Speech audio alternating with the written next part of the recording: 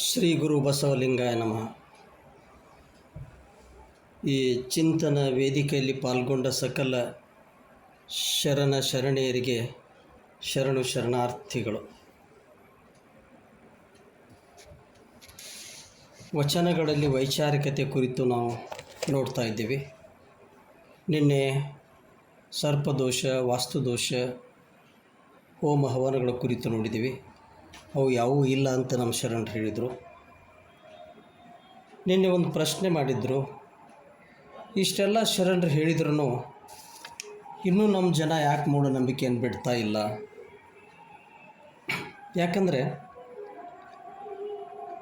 ಅವ್ರು ಬಿಡಲಿಕ್ಕೆ ಮನಸ್ಸಾಗವಲ್ದು ಮತ್ತು ಅವರಲ್ಲಿ ಅಜ್ಞಾನ ಕಾಡ್ತಾ ಇದೆ. ಯಾರಾದರೂ ಹೇಳಿದ್ರೆ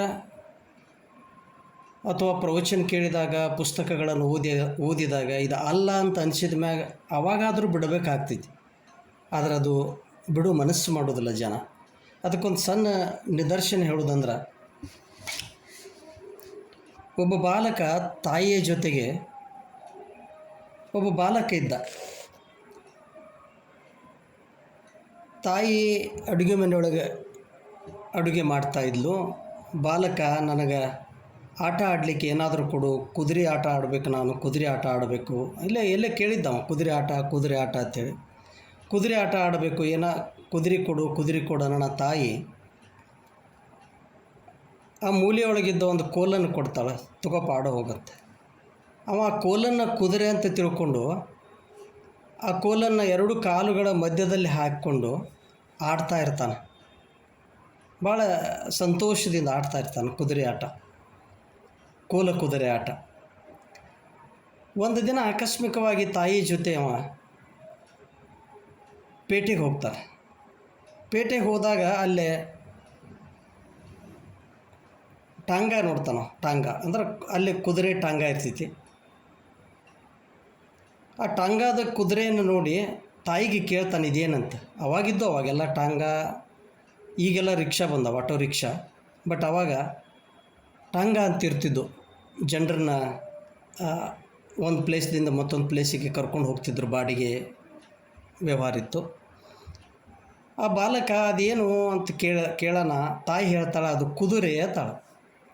ಹಾಗಾದ್ರೆ ಮನೆಯೊಳಗೆ ನೀ ಕೊಟ್ಟಿದ್ದಿಲ್ಲ ಅದು ಏನು?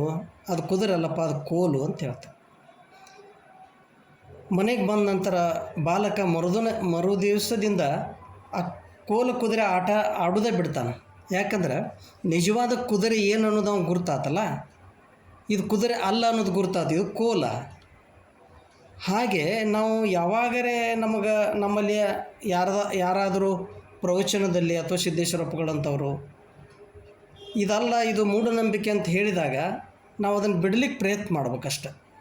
ಮಾಡದಿದ್ದರೆ ನಾವು ಮತ್ತೆ ಕೇಳಿ ಪ್ರವಚನ ಕೇಳಿ ಏನು ಉಪಯೋಗ? ಪುಸ್ತಕಗಳನ್ನು ಓದಿ ಉಪಯೋಗ ಏನು? ವಚನಗಳನ್ನು ಓದಿ ಉಪಯೋಗ ಏನು? ನಾವು ಅದನ್ನು ಬಿಡಲಿಕ್ಕೆ ಪ್ರಯತ್ನ ಮಾಡಬೇಕು. ಪ್ರಯತ್ನ ಮಾಡಿದಾಗ ಮಾತ್ರ ಅದು ಕಡಿಮೆ ಆಗ್ತಾ ಹೋಗ್ತೈತೆ ಹೊರತು ಇರಲಿಕ್ಕೆ ಕಡಿಮೆ ಆಗೋದಿಲ್ಲ. ಮತ್ತು ಸಾಕಷ್ಟು ವಿದ್ಯಾವಂತರಷ್ಟೇ ಯಾಕೆ PhD ಮಾಡಿದವರು ಕೂಡ ಮೂಢನಂಬಿಕೆಗಳನ್ನು ನಂಬ್ತಾರಲ್ಲ. ಆ ಕುರಿತು ಒಂದು ನಾನು ಸ್ವರಚಿತ ವಚನ ಹೇಳಲಿಕ್ಕೆ ಇಷ್ಟಪಡ್ತೀನಿ. ಭೌತ ವಿಜ್ಞಾನದಲ್ಲಿ ಸಂಶೋಧನೆ ಮಾಡಿದ ಹಲವರು ಗ್ರಹಬಲ ಗ್ರಹಣ ದೋಷಗಳ ನಂಬುವರಯ್ಯ. ರಸಾಯನ ವಿಜ್ಞಾನದಲ್ಲಿ ಸಂಶೋಧನೆ ಮಾಡಿದ ಹಲವರು ಪವಾಡಗಳ ನಂಬುವರಯ್ಯ. ಸಸ್ಯ ವಿಜ್ಞಾನದಲ್ಲಿ ಸಂಶೋಧನೆ ಮಾಡಿದ ಹಲವರು ಪೂಜೆಗೆಂದು ವಿಶೇಷ ಪುಷ್ಪಗಳಿಗಾಗಿ ಪರದಾಡುವರಯ್ಯ. ಗಣಿತಶಾಸ್ತ್ರದಲ್ಲಿ ಸಂಶೋಧನೆ ಮಾಡಿದ ಹಲವರು ಫಲಜ್ಯೋತಿಷ್ಯ ನಂಬುವರಯ್ಯ. ಇಂಥಪ್ಪ ಸಂಶೋಧಕರು ಸತ್ಯಶೋಧಕರಲ್ಲ, ಮೌಢ್ಯತೆಯ ಆರಾಧಕರಯ್ಯ ಶ್ರೀ ಗುರು ಬಸವ. ಈ ಫಿಸಿಕ್ಸ್ ಒಳಗೆ PhD ಮಾಡಿರ್ತಾರೆ. ಬಟ್ ಏನು ಮಾಡ್ತಾರೋ, ಗ್ರಹಬಲ ಗ್ರಹಣ ದೋಷಗಳನ್ನು ನಂಬುತ್ತಾರೆ. ಏನು ಮಾಡೋದು? ನಾವು ನೋಡಿದ್ದೀವಿ ಗ್ರಹಬಲ, ಯಾವ ಗ್ರಹಬಲ ನಮಗೇನು ಮಾಡೋದಿಲ್ಲ, ಆತ್ಮಬಲ ಭಾಳ ಮುಖ್ಯ ಅನ್ನೋದು. ಆದರೆ ಅವರು ನಂಬ್ತಾರೆ ಅದನ್ನು. ಆಮೇಲೆ ಗ್ರಹಣ ದೋಷ ನಂಬ್ತಾರೆ. ಗ್ರಹಣ ಅಂತಂದ್ರೆ ಗ್ರಹಗಳ ನೆರಳು ಬೆಳಕಿನ ಆಟ ಅಂತ ತಾವ ಕ್ಲಾಸ್ನೊಳಗೆ ಕಲಿಸ್ತಾರೆ. ಆದರೆ ಗ್ರಹಣ ಹಿಡಿದಾಗ ಗ್ರಹಣ ದೋಷದ ಪರಿಹಾರಕ್ಕಾಗಿ ಪರದಾಡ್ತಿರ್ತಾರೆ. ರಸಾಯನ ವಿಜ್ಞಾನದಲ್ಲಿ ಸಂಶೋಧನೆ ಮಾಡಿರ್ತಾರೋ, ಆದರೆ ಪವಾಡಗಳನ್ನು ನಂಬ್ತಾರೆ. ಏನು ಮಾಡೋದು? ಸಸ್ಯ ವಿಜ್ಞಾನದಲ್ಲಿ ಸಂಶೋಧನೆ PhD ಮಾಡಿರ್ತಾರೋ, ಪೂಜೆಗೆ ವಿಶೇಷ ಪುಷ್ಪಗಳನ್ನು ಹುಡುಕಾಡ್ತಾ ಹೋಗಿರ್ತಾರೆ. ನಾನು ನೋಡೇ ಬರ್ತೀನಿ ಇದನ್ನು. ಆ ಹೂ ಬೇಕು, ಈ ದೇವರಿಗೆ ಇದು ಏನೋ ಬಿಳಿ ದಾಸಾಳ ಬೇಕು, ಕೆಂಪು ದಾಸಾಳ ಬೇಕು, ಗಣಪತಿಗೆ ಇಂಥ ಹೂ ಬೇಕು, ಇಂಥ ಪತ್ರಿ ಬೇಕು, ಇದನ್ನು ಅಡ್ಡಾಡ್ತಿರ್ತಾರೆ. ಯಾರು? ಸಸ್ಯ ವಿಜ್ಞಾನದಲ್ಲಿ PhD ಮಾಡಿರ್ತಾರೆ. ಎಲ್ಲ ಸಸ್ಯಗಳು, ಎಲ್ಲ ಹೂಗಳು ಒಂದೇ ಅಥವಾ ಅನ್ನೋದು ಗೊತ್ತಿಲ್ಲ. ಆ ಬೇರೆ ಬೇರೆ ಹೂವಿಗೆ ಬೇರೆ ಬೇರೆ ಫಲ ಸಿಗ್ತೈತೆ ಅನ್ನೋ ಮೂಢನಂಬಿಕೆಗೊಳಗಿರ್ತಾರೆ ಅವರು. ಆಮೇಲೆ ಗಣಿತಶಾಸ್ತ್ರದಲ್ಲಿ ಸಂಶೋಧನೆ ಮಾಡಿರ್ತಾರೋ, ಫಲಜ್ಯೋತಿಷ್ಯ ನಂಬ್ತಾರೆ. ಫಲಜ್ಯೋತಿಷ್ಯ, ಆಸ್ಟ್ರಾಲಜಿ ನಂಬ್ತಾರೆ. ಇಂಥವ್ರು ಏನದಾರಲ್ಲ, ಸಂಶೋಧಕರ ಸುಮ್ಮನೆ PhD ಮಾಡಿದ್ರೆ ಅಷ್ಟೇ, ಆದರೆ ಸತ್ಯಶೋಧಕರ ಅಲ್ಲಿ ಇವರು. ಸತ್ಯಶೋಧಕರಲ್ಲ. ನಮಗೆ ಬೇಕಾಗಿದ್ದೇನೆಂದ್ರೆ ಸತ್ಯಶೋಧನೆ. ಆ ಸತ್ಯಶೋಧಕರಿಗೆ ಇವರು ಮೌಢ್ಯತೆಯ ಆರಾಧಕರಾಗ್ತಾರೆ ಅಷ್ಟೇ, ಮತ್ತು ಮೂಢನಂಬಿಕೆಗಳನ್ನು ಆರಾಧನೆ ಮಾಡ್ತಾರೆ. ಅಂಥವರಿಂದ ಈ ಮೂಢನಂಬಿಕೆ ಹೋಗೋದಿಲ್ಲ. ಆನಂತರ ಇತ್ತೀಚೆಗೆ ಇದು ಹೆಚ್ಚಾಗಲಿಕ್ಕೆ ಕಾರಣ ಏನಂತಂದ್ರೆ,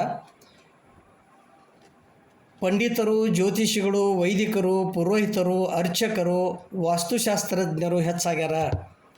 ನಮಗೆ ಸತ್ಯವನ್ನು ಹೇಳೋ ಜನ ಭಾಳ ಕಡಿಮೆ ಆಗ್ಯಾರ, ಭಾಳ ಕಡಿಮೆ. ಇವರೆಲ್ಲ ಹೆಚ್ಚಾಗ್ಯಾರ. ಅವ್ರು ಏನು ಮಾಡ್ಕೊಂಡಾರಂದ್ರೆ, ಆ ಕುರಿತು ಒಂದು ಸ್ವರಚಿತ ವಚನ ನೋಡ್ರಿ. ಪಂಡಿತರು ಪರಲೋಕವನ್ನು, ಜ್ಯೋತಿಷಿಗಳು ಗ್ರಹಗಳನ್ನು, ವೈದಿಕರು ಕರ್ಮಾದಿಗಳನ್ನು, ಪುರೋಹಿತರು ಪೂಜೆಗಳನ್ನು, ಅರ್ಚಕರು ಮೂರ್ತಿಗಳನ್ನು, ವಾಸ್ತು ಹೇಳುವವರು ವಾಸ್ತುವನ್ನು ಬಂಡವಾಳವಾಗಿಸಿಕೊಂಡು ಭಯ ಹುಟ್ಟಿಸುವರಯ್ಯ. ಇಲ್ಲದ ದೋಷ ಸೃಷ್ಟಿಸಿ ಅರ್ಥವಿಲ್ಲದ ಪರಿಹಾರ ಹೇಳಿ ಹಣ ಸುಲಿಗೆ ಮಾಡುವುದು ಧಾರ್ಮಿಕ ಭ್ರಷ್ಟಾಚಾರವಯ್ಯ. ಶ್ರೀ ಗುರು ಬಸವ. ಪಂಡಿತರು ಏನು ಮಾಡ್ತಾರಂದ್ರೆ, ಪರಲೋಕವನ್ನು, ಸ್ವರ್ಗ ನರಕ ಐತಿ, ಅದ್ರ ಬಗ್ಗೆ ಭಯ ಹುಟ್ಟಿಸೋದು. ನೀನು ನಮಗೊಂದಿಷ್ಟು ಆಕಳ ದಾನ ಮಾಡಿದ್ರೆ ನೀವು ಸ್ವರ್ಗಕ್ಕೆ ಹೋಗ್ತಿ, ಇರ್ಲಿಕ್ಕೆ ನರಕಕ್ಕೆ ಹೋಗ್ತಿ. ಜ್ಯೋತಿಷಿಗಳು ಗ್ರಹ ಬಲ ಹೇಳ್ಕೊತ ಹೋಗೋದು. ಈ ಗುರು ಗ್ರಹದಿಂದ ಈ ರೀತಿ ಆಗ್ತೈತಿ, ಆಮೇಲೆ ಗುರು ಬಲದಿಂದ, ಆಮೇಲೆ ಶುಕ್ರ ಬಲದಿಂದ ನಿನಗೆ ಈ ರೀತಿ ಆಗ್ತೈತಿ ಅಂಥೇಳಿ ಅವರು ಹೆದರಿಸ್ತಾರೆ.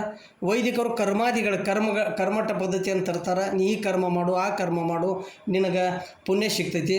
ಪುರೋಹಿತರು ಸತ್ಯನಾರಾಯಣ ಪೂಜೆ ಮಾಡು, ಏನೇನೋ ಪೂಜೆಗಳನ್ನು ಹೇಳ್ತಾರೆ. ಅರ್ಚಕರು ಮೂರ್ತಿಗಳನ್ನು ಬಂಡವಾಳ ಮಾಡಿಕೊಂಡ್ರು. ಈ ಮೂರ್ತಿ ಭಾಳ ಶ್ರೇಷ್ಠ, ಈ ಮೂರ್ತಿ ಅಂದರೆ ಈ ದೇವರು ಭಾಳ ಖಡಕ, ಈ ದೇವರು ಭಾಳ ಸೌಮ್ಯ, ಅದನ್ನು ಬಂಡವಾಳ ಮಾಡಿಕೊಂಡ್ರು. ವಾಸ್ತು ಹೇಳುವವರು ವಾಸ್ತುಶಾಸ್ತ್ರವನ್ನು ಬಂಡವಾಳ ಮಾಡಿಕೊಂಡ್ರು. ಹೀಗೆ ಆ ಬಂಡವಾಳ ಮಾಡಿಕೊಂಡು ಭಯ ಹುಟ್ಟಿಸೋ ಜನ ಹೆಚ್ಚಾಗ್ಯಾರ, ಮತ್ತು ಅದನ್ನು ಕೇಳೋ ಜನನೂ ಹೆಚ್ಚಾಗ್ಯಾರ. ಆದರೆ ಸತ್ಯವನ್ನು ಆಗಲೇ ಹೇಳಿದ್ದಿಲ್ಲ, ಸತ್ಯ ಶೋಧಕರು ಏನದಲ್ಲ, ಸತ್ಯವನ್ನು ಹೇಳೋ ಜನ ಕಡಿಮೆ ಆಗ್ಯಾರ. ಅದಕ್ಕಾಗಿ ಮೂಢನಂಬಿಕೆಗಳ ಸಂಖ್ಯೆ ಹೆಚ್ಚಾಗ್ತಾ ಇದೆ. ಆದಷ್ಟು ನಾವೇ ಅದನ್ನು ಪಾಲಿಸೋಣ ಅಂತ ಹೇಳುತ್ತಾ, ಇನ್ನು ಇಂದಿನ ವಿಷಯಕ್ಕೆ ಬರೋಣ. ಮತ್ತು ವಚನಗಳಲ್ಲಿ ವೈಚಾರಿಕತೆ. ಬಸವಣ್ಣನವರ ಒಂದು ವಚನ. ನಾವು ಭಾಳಷ್ಟು ಜನ, ನಮಗೆ ಸಾಕಷ್ಟು ಸಂಬಂಧಿಕರದಾರ, ಅವ್ರು ನಮಗೆ ಯಾವ ಕಾರಣಕ್ಕೂ ಸಹಾಯ ಮಾಡ್ತಾರೆ, ನಮ್ಮ ಕಷ್ಟ ಕಾಲಕ್ಕೆ ಬಂದು ನಿಲ್ತಾರೆ ಅಂತ ನಾವು ತಿಳ್ಕೊಂಡಿರ್ತೀವಿ. ಸಾಕಷ್ಟು ಜನ ಅದಾರ ನಮ್ಮ ಸುತ್ತಮುತ್ತಲು. ಆದರೆ ಬಸವಣ್ಣನವ್ರು ಹೇಳ್ತಾರೆ, ಆರಿಗೆ ಆರೂ ಇಲ್ಲ, ಆರಿಗೆ ಆರೂ ಇಲ್ಲ. ಅದಕ್ಕೆ ಒಂದು ವಚನದ ಮೂಲಕ ಅದನ್ನು ಹೇಳ್ತಾರೆ ನೋಡ್ರಿ, ಅದನ್ನು ನೋಡೋಣ. ಚಂದ್ರೋದಯಕ್ಕೆ ಅಂಬುದಿ ಹೆಚ್ಚುವುದಯ್ಯ, ಚಂದ್ರ ಕುಂದೆ ಕುಂದುವುದಯ್ಯ. ಚಂದ್ರಮಂಗೆ ರಾಹು ಅಡ್ಡ ಬಂದಲ್ಲಿ ಅಂಬುದಿ ಬೊಬ್ಬಿಟ್ಟಿತ್ತೆ ಅಯ್ಯ. ಅಂಬುದಿಯ ಮುನಿ ಅಪೋಷಣ ಗೈಯುವಲ್ಲಿ ಚಂದ್ರಮನು ಅಡ್ಡ ಬಂದನೇ ಅಯ್ಯ. ಆರಿಗೆ ಆರೂ ಇಲ್ಲ, ಕೆಟ್ಟವಂಗೆ ಕೆಡೆ ಇಲ್ಲ, ಜಗದ ನಂಟ ನೀನೇ ಅಯ್ಯ, ಕೂಡಲ ಸಂಗಮ ದೇವ. ಏನು ಹೇಳಿದ್ರಿ ಇಲ್ಲೇ? ಆರಿಗೆ ಆರೂ ಇಲ್ಲ, ಯಾರಿಗೆ ಯಾರೂ ಇಲ್ಲ. ನಾವು ತಿಳ್ಕೊಂಡೇವಷ್ಟ, ಅವ್ರು ಬರ್ತಾರೆ, ಇವ್ರು ಬರ್ತಾರೆ, ನಮ್ಮನ್ನು ರಕ್ಷಿಸ್ತಾರೆ, ನಮ್ಮ ಸಂಬಂಧಿಕರು ನಮಗೆ ಹೆಲ್ಪ್ ಮಾಡ್ತಾರೆ, ನಾವು ಕಷ್ಟದ ಸಮಯದಲ್ಲಿ ನಮಗೆಲ್ಲ ಹೆಲ್ಪ್ ಮಾಡ್ತಾರಂತ ನಾವು ತಿಳ್ಕೊತೀವಿ. ಅದು ಬಂದಾಗ ಗುರ್ತಾಗ್ತೈತಿ. ಆರಿಗೆ ಯಾರೂ ಇಲ್ಲ. ನಮ್ಮನ್ನು ಕಾಪಾಡೋ ಯಾರು ಅಂತಂದ್ರೆ ಆ ಜಗದ ನಂಟ ಕೂಡಲ ಸಂಗಮ ದೇವ, ಆ ದೇವ ಒಬ್ಬನೇ ನಮ್ಮನ್ನು ಕಾಪಾಡೋ ಹೊರತು ಬೇರೆ ಯಾರೂ ಕಾಪಾಡೋದಿಲ್ಲ ಅನ್ನೋ ಒಂದು ವಚನದ ಮೂಲಕ ಹೇಳ್ತಾರೆ. ಆ ವಚನ ಏನಂದ್ರೆ, ಮೊದಲೇ ಲೈನ್, ಚಂದ್ರೋದಯಕ್ಕೆ ಅಂಬುದಿ ಹಚ್ಚುವುದಯ್ಯ, ಚಂದ್ರ ಕುಂದೆ ಕುಂದುವುದಯ್ಯ. ಚಂದ್ರೋದಯ ಅಂತಂದರೆ ಇಲ್ಲಿ ಹುಣ್ಣಿಮೆ ಸಮೀಪಿಸಿದಂತೆ ಚಂದ್ರ ಭೂಮಿಗೆ ಹತ್ತಿರ ಬರುತ್ತಾನೆ. ಚಂದ್ರನ ಗುರುತ್ವಾಕರ್ಷಣ ಬಲದಿಂದ ಸಮುದ್ರದ ತೆರೆಗಳ ಆರ್ಭಟ ಹೆಚ್ಚಾಗಿ ನೀರಿನ ಮಟ್ಟ ಹೆಚ್ಚಾಗುತ್ತದೆ. ಅದೇ ಚಂದ್ರೋದಯಕ್ಕೆ ಅಂಬುದಿ ಹೆಚ್ಚುವುದಯ್ಯ. ಅಂದ್ರೆ ಹುಣ್ಣಿಮೆ ಸಮೀಪ ಬಂದಾಗ ಚಂದ್ರ ಭೂಮಿಗೆ ಸಮೀಪ ಬರುವುದರಿಂದ ಅವನ ಗುರುತ್ವಾಕರ್ಷಣ ಬಲದಿಂದ ಸಮುದ್ರದ ಅಂಬುದಿ ಅಂದರೆ ಇಲ್ಲೇ ಸಮುದ್ರದ ತೆರೆಗಳ ಆರ್ಭಟ ಹೆಚ್ಚಾಗಿ ನೀರಿನ ಮಟ್ಟ ಹೆಚ್ಚಾಗ್ತದೆ. ಅಂಬುದಿ ಹೆಚ್ಚುವುದಯ್ಯ. ಆನಂತರ ಚಂದ್ರ ಕುಂದೇ ಕುಂದುವುದಯ್ಯ. ಚಂದ್ರ ಕುಂದೇ ಕುಂದುವುದಯ್ಯ ಅಂತಂದ್ರೆ ಹುಣ್ಣಿಮೆ ದೂರವಾದಂತೆ ಅಥವಾ ಅಮಾವಾಸ್ಯೆ ಸಮೀಪಿಸಿದಂತೆ ಚಂದ್ರ ಭೂಮಿಗೆ ದೂರವಾಗುವುದರಿಂದ ಚಂದ್ರನ ಗುರುತ್ವಾಕರ್ಷಣ ಬಲದ ಪರಿಣಾಮ ಕಡಿಮೆ ಆಗುತ್ತದೆ. ತತ್ಪರಿಣಾಮವಾಗಿ ತೆರೆಗಳ ಆರ್ಭಟ ಕಡಿಮೆಯಾಗಿ ನೀರಿನ ಮಟ್ಟ ಕಡಿಮೆ ಆಗುತ್ತದೆ. ಚಂದ್ರ ಕುಂದೇ ಕುಂದುವುದಯ್ಯ. ಆನಂತರ ಇದು ಭೌಗೋಳಿಕ ಕ್ರಿಯೆ, ಇದು ನ್ಯಾಚುರಲ್ ಫಿನಾಮಿನನ್. ಇದು ಈ ಕ್ರಿಯೆಗೂ ಚಂದ್ರ ಮತ್ತು ಸಮುದ್ರಗಳ ಉಳಿದ ನೈಸರ್ಗಿಕ ಕ್ರಿಯೆಗಳಿಗೂ ಯಾವುದೇ ಸಂಬಂಧ ಇಲ್ಲ. ಯಾವುದೇ ಸಂಬಂಧ ಇಲ್ಲ. ಈ ಕ್ರಿಯೆಗೂ ಚಂದ್ರ ಮತ್ತು ಸಮುದ್ರಗಳ ಉಳಿದ ನೈಸರ್ಗಿಕ ಕ್ರಿಯೆಗಳಿಗೂ ಯಾವುದೇ ಸಂಬಂಧ ಇಲ್ಲ. ಹುಣ್ಣಿಮೆ ಸಮೀಪ ಬಂದಂಗೆ ನೀರಿನ ಮಟ್ಟ ಹೆಚ್ಚಾಗ್ತೈತಿ. ಹುಣ್ಣಿಮೆ ದೂರ ಆದಾಗ ಅಥವಾ ಅಮಾವಾಸ್ಯೆ ಸಮೀಪ ಆದಾಗ ನೀರಿನ ಮಟ್ಟ ಕಡಿಮೆ ಆಗ್ತೈತಿ. ಇದು ಒಂದು ಕ್ರಿಯೆ ಅಷ್ಟೇ, ನೈಸರ್ಗಿಕ ಕ್ರಿಯೆ. ಇದಕ್ಕೆ ಮತ್ತು ಉಳ್ಕೋದಕ್ಕೆ ಏನು ನಾವು ಹೋಲಿಸೋದು ಬೇಕಾಗಿಲ್ಲ ಅಂತ ಹೇಳ್ತಾರೆ. ಆನಂತರ ಮುಂದೊಂದಿಷ್ಟು ಹೋಗ್ತಾರೆ. ಅದನ್ನು ಚಂದ್ರಮಂಗೆ ರಾಹು ಅಡ್ಡ ಬಂದಲ್ಲಿ ಅಂಬುದಿ ಬೊಬ್ಬಿಟ್ಟಿತ್ತೆ ಅಯ್ಯ. ಈಗ ಚಂದ್ರಂಗೆ ರಾಹು ಅಡ್ಡ ಬಂದಲ್ಲಿ ಅಥವಾ ಚಂದ್ರಗೆ ಗ್ರಹಣ ಹಿಡಿತದ ತಿಳ್ಕೊರಿ. ಚಂದ್ರಗೆ ಗ್ರಹಣ ಹಿಡಿತಂದ್ರೆ ಅಂಬುದಿ ಬೊಬ್ಬಿಟ್ಟಿತ್ತೆ ಅಯ್ಯ. ಅಂದ್ರೆ ಅಂಬುದಿ ಬಂದು ಏನಾದ್ರು ಚಂದ್ರನನ್ನು ಗ್ರಹಣದಿಂದ ರಕ್ಷಣೆ ಮಾಡ್ತೈತೇನೋ? ಮಾಡೋದಿಲ್ಲ. ಮೇಲ್ನೋಟಕ್ಕೆ ಮ್ಯಾಲೆ ಏನು ಅನ್ನಿಸ್ತು, ಏನೋ ಸಂಬಂಧ ಐತಿ ಅದು. ಯಾಕಂದ್ರೆ ಹುಣ್ಣಿಮೆ ಬಂದಾಗ ನೀರು ಹೆಚ್ಚಾಗ್ತೈತಿ ಅಥವಾ ಚಂದ್ರ ಭೂಮಿಗೆ ಸಮೀಪ ಬಂದಾಗ ನೀರು ಹೆಚ್ಚಾಗ್ತೈತಿ, ಅವನು ದೂರ ಹೋದಾಗ ನೀರು ಕಡಿಮೆ ಆಗ್ತೈತಿ, ಏನೋ ಸಂಬಂಧ ಐತಿ ಅಂತ ನಾವು ತಿಳ್ಕೊತೀವಿ.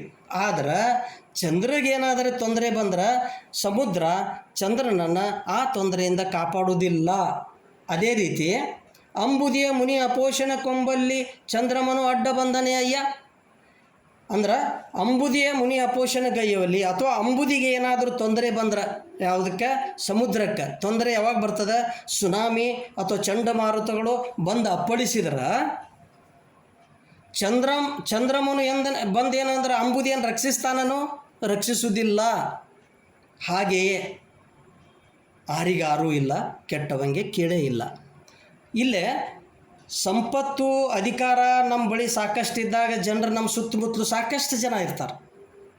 ಅದೇ ಸಂಪತ್ತು ಅಧಿಕಾರ ಹೋದಾಗ ದೂರ ಸರಿತಾರೆ. ತೊಂದರೆಗಳು ಬಂದಾಗ ಯಾರೂ ಸಮೀಪ ಬರುವುದಿಲ್ಲ. ಆರಿಗೆ ಯಾರೂ ಇಲ್ಲ. ನಾವು ಭಾಳ ಎಕ್ಸ್ಪೆಕ್ಟ್ ಮಾಡ್ಲಿಕ್ಕೆ ಹೋಗಬಾರ್ದು. ಎಕ್ಸ್ಪೆಕ್ಟೇಷನ್ ಏನೈತಲ್ಲ ಅದು ಟ್ರೂ ಆಗುವುದಿಲ್ಲ. ಆರಿಗೆ ಯಾರೂ ಇಲ್ಲ. ಈ ಸತ್ಯವನ್ನು ನಾವು ತಿಳ್ಕೊಂಡೆ ಬದುಕಬೇಕಷ್ಟ.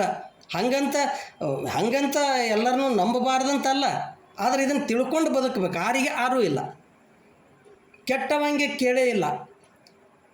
ಯಾರಿಗೆ ಯಾರೂ ಇಲ್ಲ, ಕೆಟ್ಟವಂಗೆ ಕೇಳೇ ಇಲ್ಲ. ಇದು ಭಾಳ ಇಂಪಾರ್ಟೆಂಟ್. ನಾವು ಅಂದ್ರೆ ಒಳ್ಳೆಯ ಜನರಿಗೆ ಒಂದಿಟ್ಟು ಸಹಾನುಭೂತಿ ತೋರಿಸ್ಬೋದು, ನಿಮಗೆ ಹಿಂಗೆ ಆಗಬಾರ್ದಾಗಿತ್ತಪ್ಪ ಅಂತ ಅನ್ಬೋದು ಅಷ್ಟೆ. ಆದರೆ ಕೆಟ್ಟವ ಅಂದ್ರೆ ಭ್ರಷ್ಟಾಚಾರ ಅನಾಚಾರದಲ್ಲಿ ಸಿಕ್ಕಿ ಹಾಕ್ಕೊಂಡು ಒಂದಿಷ್ಟು ಜೈಲಿಗೆ ಹೋದ ತಿಳ್ಕೊಡಿ. ಯಾರಾದರೂ ಅವ್ನು ನಮ್ಮವ ಅಂತಾರೇನು ಅಥವಾ ಸಹಾನುಭೂತಿ ಹೇಳೋಕ್ಕೆ ಜೈಲಿಗೆ ಹೋಗ್ತಾರೇನೋ? ಕೆಟ್ಟವಂಗೆ ಕೇಳಿ ಅದರ ಸಂಬಂಧಗಳೇ ಇಲ್ಲ. ಮಗ ಕೆಟ್ಟ ಮನುಷ್ಯಾಗ ಸಂಬಂಧಗಳೇ ಇಲ್ಲ. ಜಗದ ನಂಟ ನೀನೇ ಅಯ್ಯ ಕೂಡಲ ಸಂಗಮ ದೇವ. ನಮ್ಮನ್ನು ಏನಾದರೂ ಯಾರಾದರೂ ರಕ್ಷಿಸೋರಿದ್ರೆ ಜಗದ ನಂಟ, ಜಗತ್ತಿಗೆ ಸಂಬಂಧಿಕವ ಯಾರು? ಪರಮಾತ್ಮ ದೇವ. ಭಕ್ತನ ಕೈಯ ಎಂದೂ ಅವನು ಬಿಡಂಗಿಲ್ಲ. ಎಲ್ಲರೂ ಎಲ್ಲ ಸಂಬಂಧಿಕರು ಕೈ ಬಿಟ್ರೂ ದೇವರು ಮಾತ್ರ ಭಕ್ತನ ಕೈ ಬಿಡುವುದಿಲ್ಲ ಅಂತಿಲ್ಲೇ ನಮಗೆ ಬಸವಣ್ಣನವ್ರು ಹೇಳ್ತಾರೆ. ನಾವು ಇದನ್ನು ತಿಳ್ಕೊಬೇಕಷ್ಟ. ನಮಗೆ ಯಾರೂ ಇಲ್ಲ, ನಮ್ಮನ್ನು ಕಾಪಾಡವ ಜಗದ ನಂಟ ಕೂಡಲ ಸಂಗಮ ದೇವ ಮಾತ್ರ ಅಂತ ತಿಳ್ಕೊಂಡು ನಾವು ಬದುಕಬೇಕು ಅನ್ನುತ್ತಾ, ಇನ್ನು ಅಪಶಕುನ ಕುರಿತು ಮತ್ತೊಂದು ವಚನ ನೋಡು. ಇದು ಈ ವಚನ ಮುಗಿತೀವಿ. ಈಗ ಅಪಶಕುನ ಎಂಬ ಮೂಢನಂಬಿಕೆಯನ್ನು ಹೋಗಲಾಡಿಸೋ ಒಂದು ಚನ್ನ ಬಸವಣ್ಣನವ್ರ ವಚನ. ಭಾಳಷ್ಟು ಜನ ಅವ್ರ ಮುಖ ನೋಡಿದ್ರೆ ಅಪಶಕುನ, ಆಮೇಲೆ ಬೆಕ್ಕ ಅಡ್ಡ ಬಂದ್ರೆ ಅಪಶಕುನ, ಖಾಲಿ ಕೊಡ ಬಂದ್ರೆ ಅಪಶಕುನ ಅಂತ ತಿಳ್ಕೊತಾರೆ. ಈಗ ಒಂದಿಷ್ಟು ಕಡಿಮೆ ಆಗ್ಯದ, ಆದರೂ ಇನ್ನೂ ಕೆಲವರು ಜನರಲ್ಲಿ ಅದ.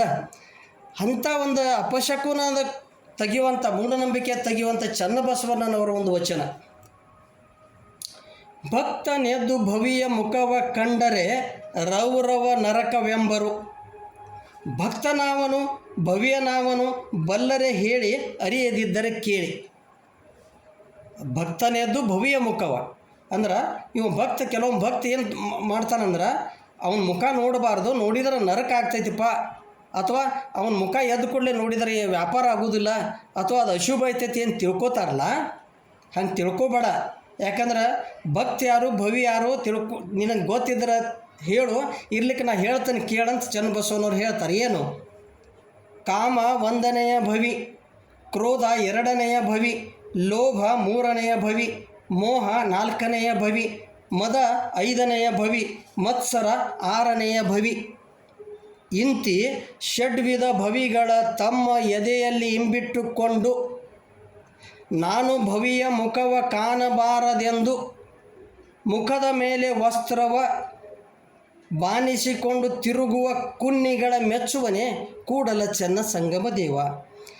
ಅಂದ್ರೆ ಕಾಮ, ಕ್ರೋಧ, ಲೋಭ, ಮೋಹ, ಮದ, ಮತ್ಸರ ಮುಂತಾದ ಈ ಅರಿಷಡ್ ವೈರಿಗಳು ಅಥವಾ ಅವಗಣಗಳನ್ನು ಅಂತರಂಗದಲ್ಲಿ ತುಂಬಿಕೊಂಡು ಇವ ತುಂಬಿಕೊಂಡಾನ. ಮತ್ತು ಬೇರೆಯವರ ಮುಖ ನೋಡಿದರೆ ಅಪಶಕುನ ಎಂದು ಹೇಳುವವರನ್ನು ಪರಮಾತ್ಮ ಎಂದು ಮೆಚ್ಚಲಾರ ಎಂದು ಚನ್ನಬಸವಣ್ಣರು ಹೇಳ್ತಾರೆ. ಅದಕ್ಕೊಂದು ಸಣ್ಣ ನಿದರ್ಶನ ನೋಡು, ಸಣ್ಣ ಒಂದು ಉದಾಹರಣೆ. ಒಬ್ಬ ರಾಜನಿದ್ದ. ಆತನು ಮುಂಜಾನೆ ತನ್ನ ಅರಮನೆಯ ಮಹಡಿಯ ಕೋಣೆಯಲ್ಲಿ ಕಿಟಕಿಯ ಬಳಿ ನಿಂತು ನಿಸರ್ಗವನ್ನು ವೀಕ್ಷಿಸುತ್ತಿದ್ದ. ಎದುರಿನ ರಸ್ತೆಯಲ್ಲಿ ಒಬ್ಬ ವ್ಯಕ್ತಿ ಬರುತ್ತಿದ್ದ. ಆತನ ಮುಖ ನೋಡಿದರೆ ಅಪಶಕುನ ಎಂದುಕೊಂಡು ರಾಜ ಬದಿಗೆ ಸರಿಯಲು ಯತ್ನಿಸಿದ. ಅವಸರದಲ್ಲಿ ಕಿಟಕಿಯ ಬಾಗಿಲಿನ ತುದಿ ತಲೆಗೆ ತಾಗಿ ರಕ್ತ ಬರತೊಡಗಿತು. ರಾಜ ಕುಪಿತನಾದ. ವ್ಯಕ್ತಿಯನ್ನು ಕರೆದುಕೊಂಡು ಬರಲು ಸೇವಕರಿಗೆ ಸೂಚಿಸಿದ. ನಿನ್ನ ಮುಖ ನೋಡಿದ್ದಕ್ಕಾಗಿ ನನ್ನ ತಲೆಗೆ ಏಟು ಬಿದ್ದು ರಕ್ತ ಬರುವಂತಾಯಿತು. ನಿನಗೆ ಸರಿಯಾದ ಶಿಕ್ಷೆ ವಿಧಿಸಬೇಕು ಎಂದು ರಾಜನು ರೇಗಾಡಿದ. ಆ ವ್ಯಕ್ತಿಯನ್ನು ಸೆರೆಮನೆಗೆ ತಳ್ಳಿದರು. ಕೆಲವು ದಿನಗಳ ನಂತರ ಆತನಿಗೆ ಗಲ್ಲು ಶಿಕ್ಷೆಯೇ ಸರಿಯಾದ ಶಿಕ್ಷೆ ಎಂದು ನಿರ್ಧರಿಸಿದರು. ಯಾಕಂದ್ರೆ ರಾಜನ ತಲೆಗೆ ಪೆಟ್ಟೈತಿಲ್ಲ, ಇವನ ಮುಖ ನೋಡಿದ್ದಕ್ಕೆ ಇವನು ಗಲ್ಲು ಶಿಕ್ಷೆನ ಕೊಡೋದು ಪಾಡ ಅಂತ. ಯಾಕೆ ರಾಜನನ್ನು ಓಲೈಸಲಿಕ್ಕೆ ಮಂತ್ರಿ ಹೇಳಿಬಿಟ್ಟ, ಸರಿಯಾದ ಶಿಕ್ಷೆ ಎಂದು ನಿರ್ಧರಿಸಿದರು. ನಿನ್ನ ಕೊನೆಯ ಆಸೆ ಏನು ಎಂದು ರಾಜನು ವ್ಯಕ್ತಿಯನ್ನು ವಿಚಾರಿಸಿದ. ಗಲ್ಲು ಶಿಕ್ಷೆಗಿಂತ ಮುಂಚೆ ಕೇಳ್ತಾನೆ, ನಿನ್ನ ಕೊನೆಯ ಆಸೆ ಏನಪ್ಪ? ಅವನು ಹೇಳುತ್ತಾನೆ, ನನ್ನ ಕೊನೆಯ ಆಸೆ ಯಾವುದೂ ಇಲ್ಲ, ಆದರೆ ಒಂದು ಸತ್ಯವನ್ನು ಪ್ರಜೆಗಳಿಗೆ ತಿಳಿಸಬೇಕಾಗಿದೆ. ಪ್ರಜೆಗಳನ್ನು ಅರಮನೆಗೆ ಕರೆಯಿಸಿರಿ ಅಂತ ಹೇಳ್ತಾನೆ. ನಂದು ಕೊನೆಯ ಆಸೆ ಏನೂ ಇಲ್ಲ, ಆದರೆ ಪ್ರಜೆಗಳಿಗೆ ಒಂದು ಸತ್ಯ ತಿಳಿಸಬೇಕು, ನೀನು ಅವ್ರನ್ನ ಕರೆಸ್ಪ ಅರಮನೆಗೆ ಅಂತ ಹೇಳ್ತಾನೆ. ರಾಜನಿಗೆ ಕುತೂಹಲ ಉಂಟಾಯಿತು. ಆ ಸತ್ಯವನ್ನು ಮೊದಲು ನನ್ನೆದರು ಹೇಳು ಎಂದ. ಯಾಕಂದ್ರೆ ಪ್ರಜೆಗಳ ಮುಂದೆ ಹೇಳಿದರೆ ಎಲ್ಲಿ ನನ್ನ ಅವಮಾನ ಆದಿತ್ತು ಅಂತ ತಿಳಿದ ನನ್ನ ಎದುರಿಗೆ ಮೊದಲು ಹೇಳಪ್ಪ ಅಂತ ನಾವು. ಆಗ ವ್ಯಕ್ತಿ ಹೇಳುತ್ತಾನೆ, ನನ್ನ ಮುಖವನ್ನು ನೀವು ನೋಡಿದ್ದಕ್ಕಾಗಿ ನಿಮ್ಮ ತಲೆಗೆ ಪೆಟ್ಟು ಬಿದ್ದಿತು ನಿಜ. ಆದರೆ ಇದು ಭಾಳ ಇಂಪಾರ್ಟೆಂಟ್ ಐತಿ. ಆದರೆ ನಿಮ್ಮ ಮುಖವನ್ನು ನಾನು ನೋಡಿದ್ದಕ್ಕಾಗಿ ನನ್ನ ತಲೆಯೇ ಹೋಗುವಂತಾಗಿದೆ. ನನಗೆ ಗಲ್ಲು ಶಿಕ್ಷೆ ಆಯಿತು, ನಿಮಗೆ ಸಣ್ಣದೊಂದು ತಲೆಗೆ ಪೆಟ್ಟಾಯ್ತು, ರಕ್ತ ಬತ್ತು, ಆದರೆ ನನ್ನ ಜೀವನ ಹೋಗುವಂತಾಯಿತು ನಿಮ್ಮ ಮುಖ ನೋಡಿದ್ದಕ್ಕೆ. ಅಂದರೆ ನಿಮ್ಮ ಮುಖದ ದರ್ಶನ ನನ್ನ ಮುಖದ ದರ್ಶನಕ್ಕಿಂತ ಅಪಾಯಕಾರಿಯಾಗಿದೆ. ಅದಕ್ಕಾಗಿ ಮುಂಜಾನೆ ಎದ್ದ ತಕ್ಷಣ ನಿಮ್ಮ ಮುಖವನ್ನು ಯಾರೂ ನೋಡಕೂಡದು ಎಂಬ ಸತ್ಯವನ್ನು ನಾನು ಪ್ರಜೆಗಳಿಗೆ ತಿಳಿಸಬೇಕಾಗಿದೆ. ಆಗ ರಾಜನಿಗೆ ತನ್ನಲ್ಲಿರುವ ಅಜ್ಞಾನದ ಅರಿವಾಗಿ ಅವನನ್ನು ಬಂಧನದಿಂದ ಬಿಡಿಸಲು ತಿಳಿಸಿದ. ತಮ್ಮಲ್ಲಿಯೇ ಸಾಕಷ್ಟು ದೋಷಗಳನ್ನು ಇಟ್ಟುಕೊಂಡು ಪರರ ದೋಷಗಳನ್ನು ಕಂಡು ಅಪಶಕುನ ಎಂದು ಬೀಗುವ ಜನರನ್ನು ಕುರಿತು ಬಸವಣ್ಣನವರು ಒಂದು ವಚನ ಮೂಲಕ ಹೇಳ್ತಾರೆ. ಏನು? ಬಹುಶಃ ತಮಗೆಲ್ಲರಿಗೂ ಗುರ್ತೈತಿ, ಆದರೂ ರಿಪೀಟ್ ಮಾಡ್ತೀನಿ. ಹಾವಾಡಿಗನು ಮೂಕೊರತಿಯು ತನ್ನ ಕೈಯಲ್ಲಿ ಹಾವು, ಮಗನ ಮದುವೆಗೆ ಶಕುನವ ನೋಡ ಹೋಗುವಾಗ ಇದರಲ್ಲೊಬ್ಬ ಮೂಕೊರತಿ ಹಾವಾಡಿಗನ ಕಂಡು ಶಕುನ ಹೊಲ್ಲೆಂಬ ಚದುರನ ನೋಡ ತನ್ನ ಸತಿ ಮೂಕೊರತಿ ತನ್ನ ಕೈಯಲ್ಲಿ ಹಾವು ತಾನು ಮೂಕೊರೆಯ ತನ್ನ ಭಿನ್ನವನ್ನರಿಯದೆ ಅನ್ಯರನೆಂಬ ಕುನ್ಯನೇನೆಂಬ ಕೂಡಲ ಸಂಗಮ ದೇವ. ಕುನ್ಯ ಅಂತಾರೆ ಅವರಿಗೆ. ತನ್ನ ಭಿನ್ನವನ್ನರಿಯದೆ ಅಂದ್ರೆ ತನ್ನ ದೋಷವನ್ನು ತಿಳ್ಕೊಳ್ಳಾರ್ದ ಅನ್ಯರನ್ನು ಅಪಶಕುನ ಅಥವಾ ಅನ್ಯರಲ್ಲಿ ದೋಷ ಹುಡುಕುವಂಥ ಕುನ್ನಿಗಳನ್ನು ಏನೆಂಬೆನಯ್ಯ ಕೂಡಲ ಸಂಗಮ ದೇವ. ಅಂದರೆ ಇಲ್ಲೇನು ಒಂದು ಉದಾಹರಣೆ ಕೊಡ್ತಾರವು. ಒಬ್ಬ ಹಾವಾಡಿಗ ಆತನ ಹೆಂಡತಿ ಮೂಗಿಲ್ಲದವಳು, ಆಕೆಯ ಜೊತೆಯಲ್ಲಿ ಮಗನ ಮದುವೆಗೆ ಮುಹೂರ್ತ ಕೇಳಕ್ಕೆ ಹೊಂಟಾನೆ. ಕೆಲವೊಬ್ಬರು ಮುಹೂರ್ತ ಕೇಳಕ್ಕೆ ಹೋಗ್ತಾರಲ್ಲ, ಆ ಹೋಗುವಾಗ ಆತನ ಎದುರಿಗೆ ಇನ್ನೊಬ್ಬ ಹಾವಾಡಿಗ ಮೂಗಿಲ್ಲದ ತನ್ನ ಹೆಂಡತಿಯ ಜೊತೆಗೆ ಬರುತ್ತಾನೆ. ಇವನ ಹೆಂಡತಿಗೂ ಮೂಗಿಲ್ಲ ಅಂದ್ರೆ ಸ್ವಲ್ಪ ಮೂಗು ಕಟ್ಟಾಗೈತೆ ತಿಳ್ಕೊರಿ. ಅಂದ್ರೆ ಅಪಶಕುನತ್ತ ತಿಳ್ಕೊಂಡಿರ್ತಾರೆ. ಆ ಮೂಗಿಲ್ದವ್ರು ನೋಡಿದ್ರೆ ಅಪಶಕುನತ್ತ ಅವಾಗ ಒಂದು ವಾಡಿಕೆ. ಆ ತನ್ನ ಹೆಂಡತಿಗೆ ಮೂಗಿಲ್ಲ, ಆದರೆ ಇದರಿಗೆ ಬರುವಂಥವ್ರ ಮೂಗಿಲ್ದವನು ನೋಡಿ ಅಪಶಕುನ ಬಂತಂತ ಹೇಳಾಕತ್ತೆ ನೀವು ಕಂಡು. ಅಪಶಕುನ ಎಂದು ಮೊದಲೇ ಹಾವಾಡಿಗ ಹೇಳುತ್ತಾನೆ. ತನ್ನಲ್ಲಿಯ ದೋಷವನ್ನು ಕಡೆಗಣಿಸಿ ಇನ್ನೊಬ್ಬರಲ್ಲಿಯ ದೋಷವನ್ನು ಹುಡುಕುವ ಚದುರ ಆತ. ತನ್ನಲ್ಲೇ ದೋಷ ಐತಿ, ಮತ್ತೊಬ್ಬರಿಗೆ ದೋಷ ಹೇಳಾಕತ್ತೇನಂತ ವಚನದ ಮೂಲಕಲ್ಲೇ ಬಸವಣ್ಣನವ್ರು ಹೇಳ್ತಾರೆ. ಮತ್ತು ಭಾಳಷ್ಟು ಜನ ಅಂಗಹೀನತೆ ಅಪಶಕುನ ಅಂಗಹೀನರನ್ನು ಕಂಡು ಅಸಹ್ಯ ಪಡ್ತಾರಲ್ಲ, ಅವರ ಕುರಿತು ಬಸವಣ್ಣನವರು ಒಂದು ವಚನದ ಮೂಲಕ ಎಚ್ಚರಿಸ್ತಾರೆ. ಯಾಕೆಂದ್ರೆ ಒಂದು ವಚನದೊಳಗೆ ಹೇಳ್ತಾರೆ, ಕಳಬೇಡ, ಕೊಲ್ಲಬೇಡ, ಹುಷಿಯ ನುಡಿಯಲು ಬೇಡ. ಆ ವಚನದೊಳಗೆ ಅನ್ಯರಿಗೆ ಅಸಹ್ಯ ಪಡಬೇಡ. ಅನ್ಯರಿಗೆ ಅಸಹ್ಯ ಪಡುವುದಂತಂದ್ರೆ ಏನು? ಅಂಗವಿಕಲರನ್ನು ಕಂಡು ಭಾಳಷ್ಟು ಜನ ಅಸಹ್ಯ ಪಡ್ತಾರೆ. ಏನಪ್ಪ ಇದು ಅಂತ ಆ ಕುರಿತು ಬಸವಣ್ಣನವರೊಂದು ವಚನ ನೋಡ್ರಿ. ಹಾಲ ಕಂದಲು ತುಪ್ಪದ ಮಡಿಕೆಯ ಬೋಡು ಮುಖ್ಯನ ಬೇಡ. ಹಾಲ ಸಿಹಿ ತುಪ್ಪ ಕಮ್ಮನೆ ಲಿಂಗಕ್ಕೆ ಬೋಣ. ಕೂಡಲ ಸಂಗನ ಶರಣರ ಅಂಗಹೀನರೆಂದಡೆ ನಾಯಕ ನರಕ. ಕೂಡಲ ಸಂಗನ ಶರಣರ ಅಂಗಹೀನರೆಂದಡೆ ಎಲ್ಲರೇ ಅವರು ಅಂಗಹೀನರಂತೇಳಿ ಅಪಹಾಸ್ಯ ಮಾಡಿದೆ ಅಥವಾ ಅಸಹ್ಯ ಪಟ್ಕೊಟ್ಟು ಅಥವಾ ಅದು ಅಪಶಕುನ ಅಂದ್ರೆ ನಿನಗೆ ನಾಯಕ ನರಕ ಅಂತ ಬಸವಣ್ಣನವ್ರು ಹೇಳ್ತಾರೆ. ಏನು ಉದಾಹರಣೆ ಕೊಡ್ತಾರೋ? ವೈಜ್ಞಾನಿಕ ಉದಾಹರಣೆ ಕೊಡ್ತಾರೆ. ಹಾಲ ಕಂದಲ ತುಪ್ಪದ ಮಡಿಕೆಯ ಬೋಡು ಮುಖ್ಯನ ಬೇಡ. ಹಾಲ ಕಂದಲ ಅಂದ್ರೆ ಹಾಲನ್ನು ಸಂಗ್ರಹಿಸುವಂಥ ಪಾತ್ರೆ, ತುಪ್ಪದ ಮಡಿಕೆ ಅಂದರೆ ತುಪ್ಪವನ್ನು ಸಂಗ್ರಹಿಸುವಂಥ ಪಾತ್ರೆ. ಅವೆರಡೂ ಮುಕ್ಕಾಗಿದ್ದರು. ಹಾಲು ಹಾಕುವಂಥ ಪಾತ್ರೆ ಅಥವಾ ಮಣ್ಣಿನ ಪಾತ್ರೆ ಇದ್ದವು ಆವಾಗ. ತುಪ್ಪ ಹಾಕುವಂಥ ಮಡಿಕೆ ಅದು ಮಣ್ಣಿಂದ. ಅವು ಮ್ಯಾಲಿನ ಕಂಟು ಹೊಡೆದ್ರೂ ಹಾಲ ಮತ್ತು ತುಪ್ಪ ತಮ್ಮ ಸಿಹಿ ಮಧುರತೆಯನ್ನು ಕಳ್ಕೊಳ್ಳೋದಿಲ್ಲ ಅಂತ ಎಕ್ಸಾಂಪಲ್ ಹೇಳಿದ್ರು ಅವರು. ಕಳ್ಕೊಳ್ಳೋದಿಲ್ಲ, ಅದು ಲಿಂಗಕ್ಕೆ ಬೋನ, ಅದು ಚಲೋಣ ಇರ್ತದ. ಪಾತ್ರೆ ಮುಕ್ಕಾಗಿದ್ದರೆ ಏನೋ ಪದಾರ್ಥಕ್ಕೇನೋ ಮುಕ್ಕಾಗಿಲ್ಲ ಅಂತ ಹೇಳ್ತಾರೆ ಅವರು. Container is not important, but contents are important. ಹಾಗೆ ಕೂಡಲ ಸಂಗನ ಶರಣರ ಅಂಗಹೀನರೆಂದರೆ ನಾಯಕ ನರಕ. ಈ ಅಂಗಹೀನತೆ ಆಗಿರ್ಬೋದು, ಬಾಹ್ಯ ಅಂಗ ಊನವಾದರೂ ಅಂತರಂಗದ ಚೈತನ್ಯಕ್ಕೆ ಧಕ್ಕೆ ಆಗುವುದಿಲ್ಲ. ಹೆಂಗೆ ಪದಾರ್ಥಕ್ಕೆ ಏನೂ ಆಗಿರಂಗಿಲ್ಲ, ಒಳಗಿನ ಆತ್ಮವಸ್ತುಗೆ ಏನೂ ಆಗಿರಂಗಿಲ್ಲ ಅಂತ ಎಂಥ ಒಂದು ಉದಾಹರಣೆ ಕೊಡ್ತಾರೆ ನೋಡಿರಿ ಬಸವಣ್ಣನವರು. ಮೇಲ್ನೋಟಕ್ಕೆ ಊನಾಗಿರ್ಬೋದು, ಅಂಗಹೀನರಾಗಿರ್ಬೋದು, ಅಂಗವಿಕಲರಾಗಿರ್ಬೋದು, ಆದರೆ ಆತ್ಮ ಚೈತನ್ಯಕ್ಕೆ ಧಕ್ಕೆ ಆಗಿರುವುದಿಲ್ಲ. ಅವರಲ್ಲಿ ಆತ್ಮಸ್ಥೈರ್ಯ ಕುಂಠಿತವಾಗಿರುವುದಿಲ್ಲ. ನಮಗಿಂತ ಅವರು ಮನೋಬಲ ಹೆಚ್ಚಿರ್ತದೆ. ಎಷ್ಟೋ ನಮಗಿಂತ ಹೆಚ್ಚು ಸಾಧನೆಗಳನ್ನು ಮಾಡಿದ್ದು ನಾವು ನೋಡ್ತೀವಿ. ಜಗತ್ ಪ್ರಸಿದ್ಧ ವಿಜ್ಞಾನಿ ಸ್ಟೀಫನ್ ಹಾಕಿಂಗ್, ಶ್ರೇಷ್ಠ ಕವಿ ಮಿಲ್ಟನ್, ಪದ್ಮಭೂಷಣ ಡಾಕ್ಟರ್ ಪುಟ್ಟರಾಜ್ ಗವಾಯಿ ಮತ್ತು ಒಲಿಂಪಿಕ್ ಕ್ರೀಡೆಯಲ್ಲಿ ಪದಕ ಪಡೆದ ಅನೇಕ ಅಂಗವಿಕಲರು ಇದಕ್ಕೆ ಸಾಕ್ಷಿಯಾಗಿದ್ದಾರೆ. ಅದಕ್ಕೆ ಅಂಗಹೀನರಂತ ಅಪಹಾಸ್ಯ ಮಾಡಬೇಡ, ಮಾಡಿದರೆ ನರಕ ಆಗ್ತದೆ ಅಂತ ಹೇಳುತ್ತಾ ಆ ಮೂಢನಂಬಿಕೆಯನ್ನು ತೆಗಿತಾರೆ.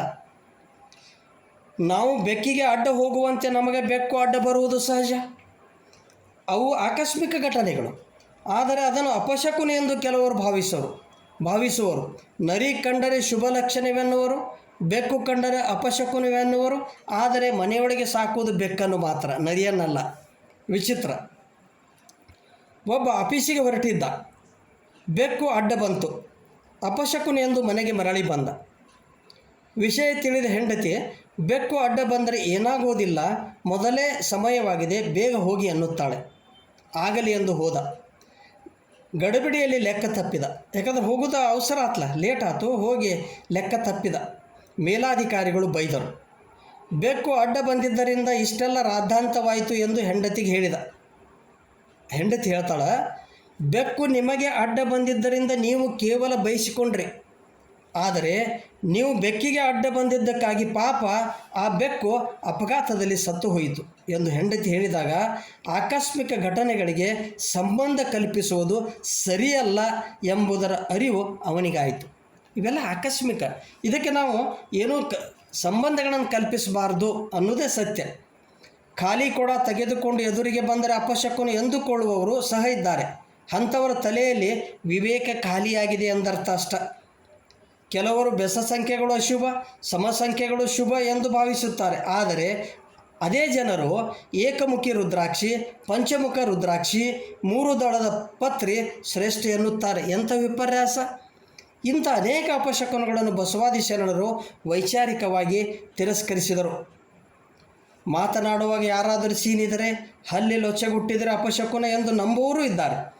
ಪತಿಯನ್ನು ಕಳೆದುಕೊಂಡ ಕಾರಣಕ್ಕೆ ಮಹಿಳೆ ಅಶುಭ, ಅಮಂಗಳಕರ ಎಂಬ ಮೂಢನಂಬಿಕೆ ಇನ್ನೂ ಮುಂದುವರಿದಿದೆ. ಆದರೆ ಅದರಲ್ಲಿ ಯಾವ ಹುರುಳಿಲ್ಲ.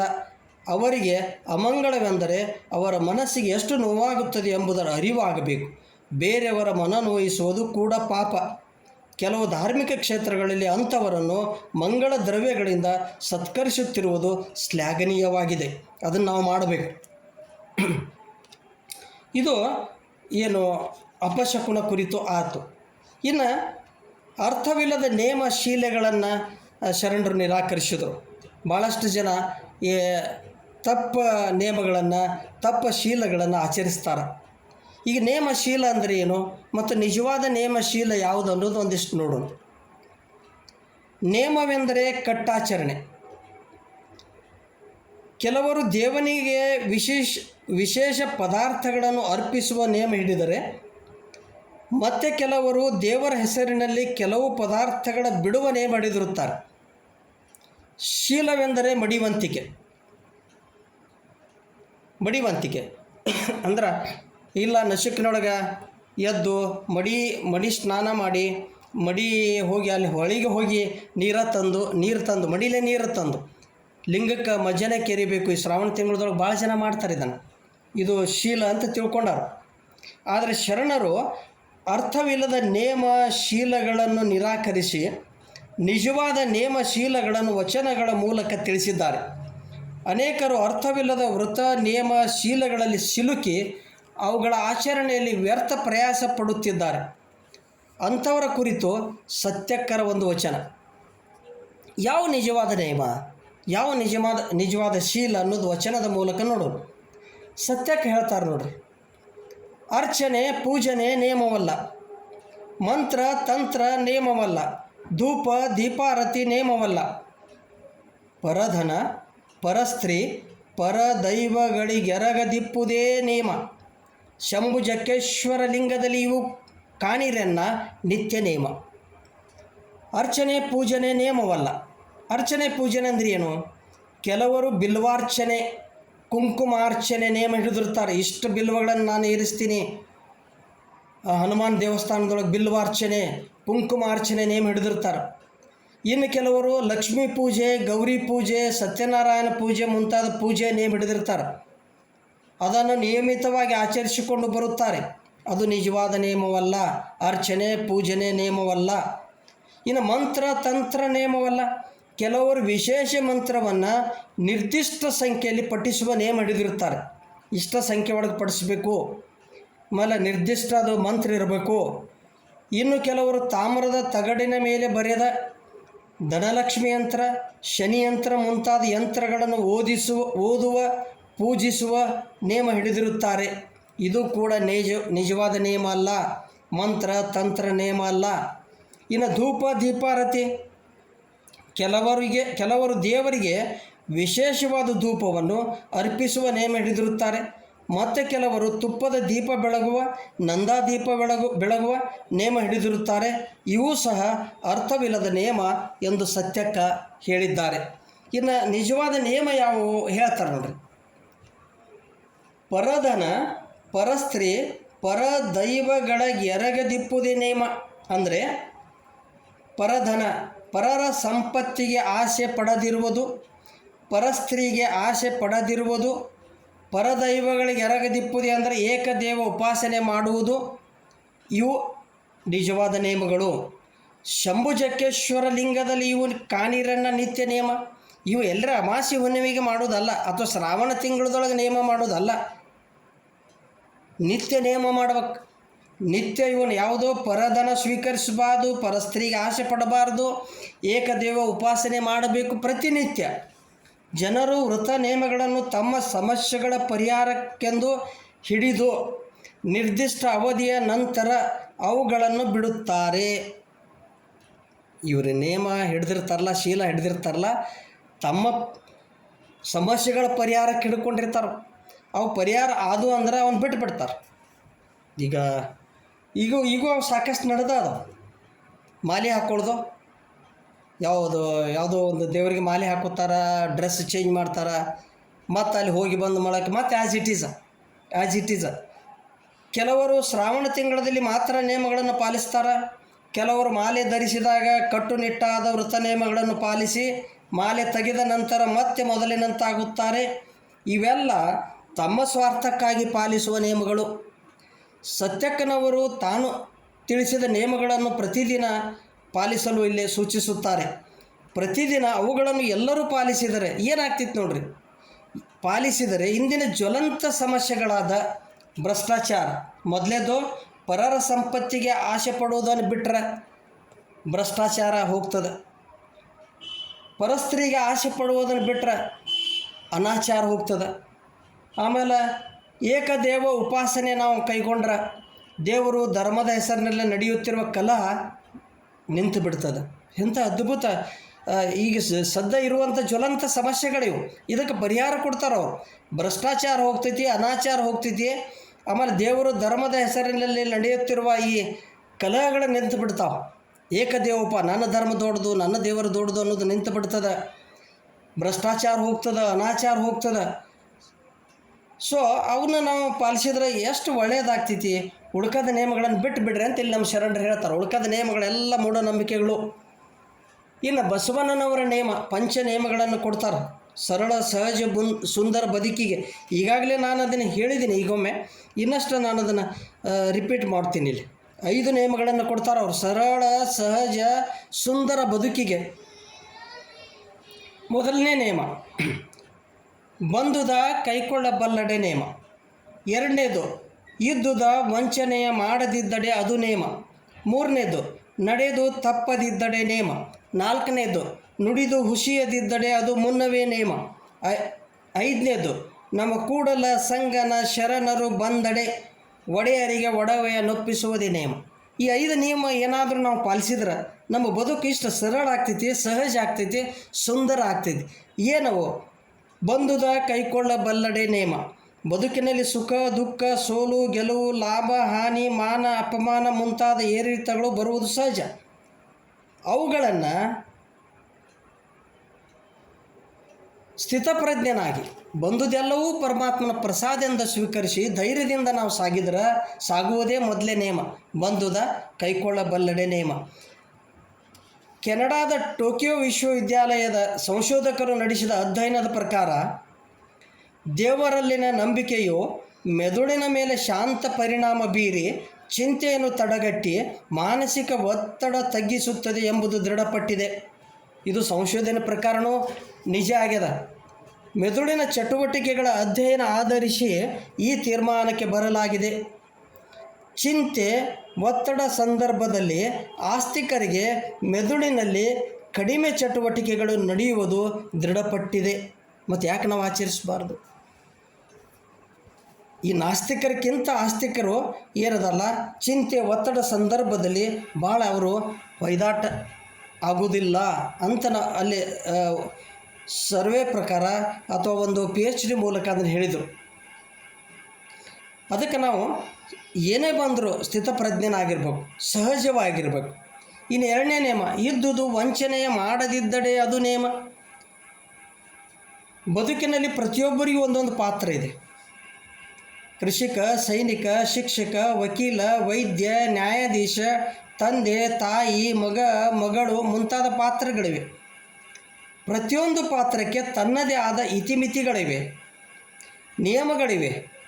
ಮಕ್ಕಳನ್ನು ಬೆಳೆಸುವುದು, ವಿದ್ಯಾವಂತರನ್ನಾಗಿ ಮಾಡುವುದು ತಂದೆ ತಾಯಿಗಳ ಕರ್ತವ್ಯವಾಗಿದೆ. ತಂದೆ ತಾಯಿಗಳ ಸೇವೆ ಮಾಡುವುದು ಮಕ್ಕಳ ಜವಾಬ್ದಾರಿಯಾಗಿದೆ.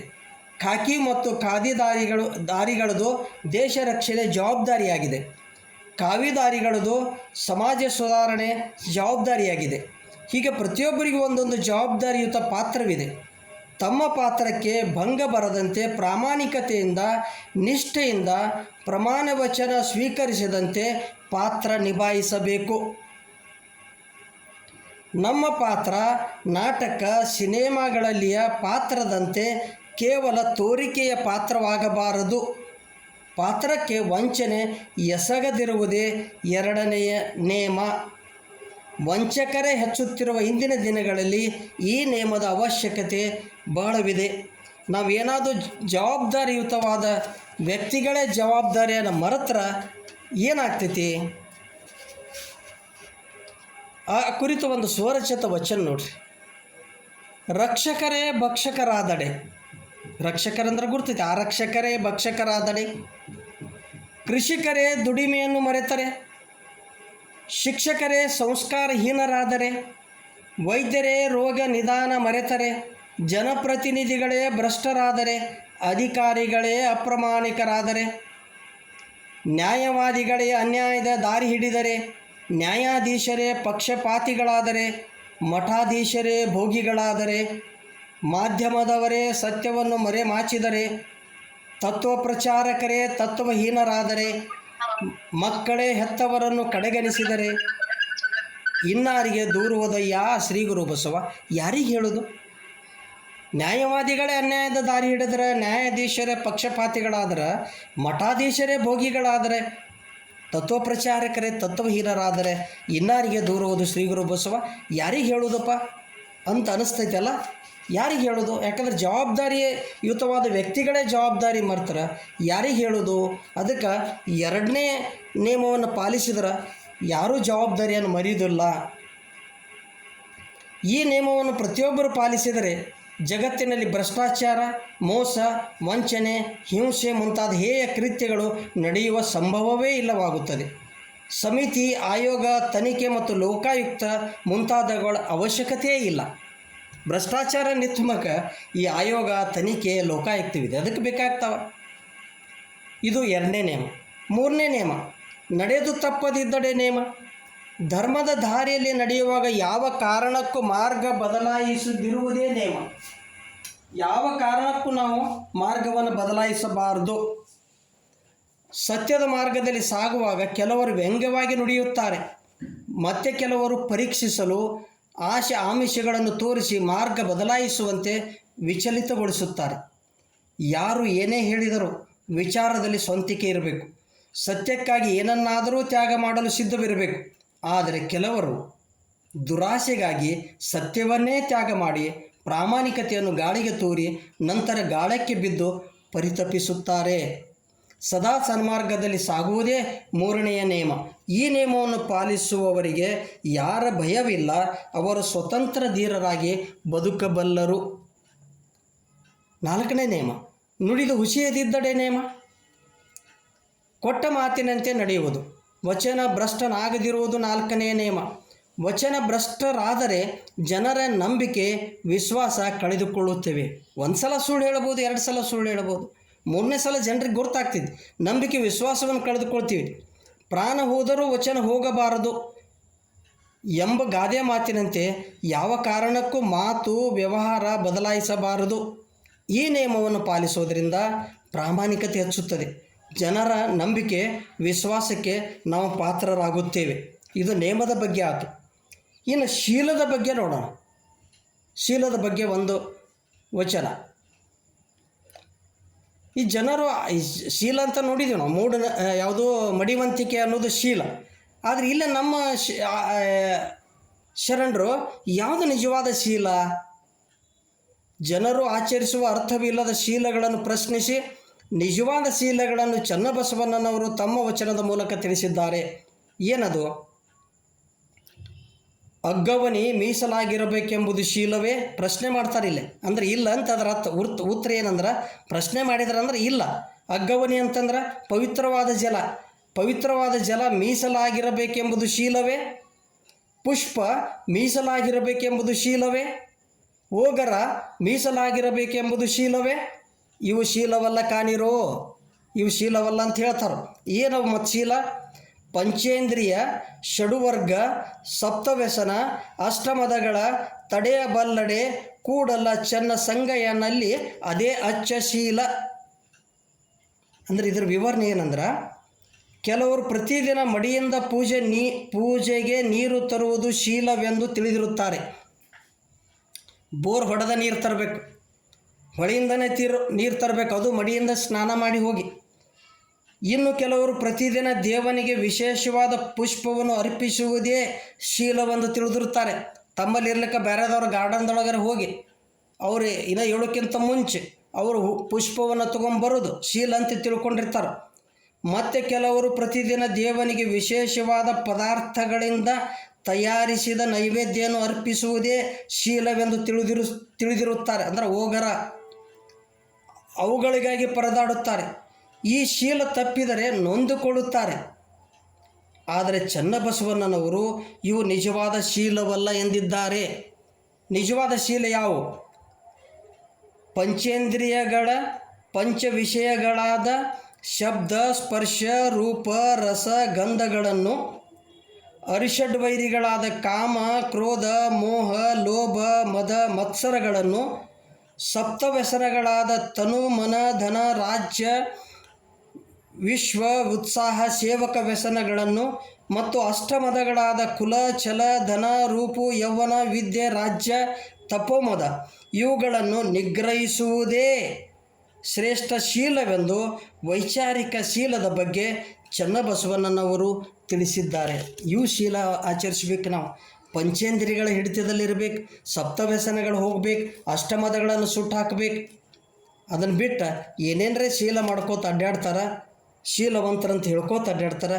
ಅದು ಶೀಲ ಅಲ್ಲ ಅಂತ ನಮ್ಮ ಶರಣರು ಹೇಳಿದರು ಅಂತ ಹೇಳುತ್ತಾ, ಇನ್ನಷ್ಟು ನಿಜವಾದ ಶೀಲದ ಬಗ್ಗೆ ನಾಳೆ ನೋಡೋಣ ಅಂತ ಹೇಳಿ ನನ್ನ ಮಾತಿಗೆ ವಿರಾಮ ನೀಡುತ್ತೆ.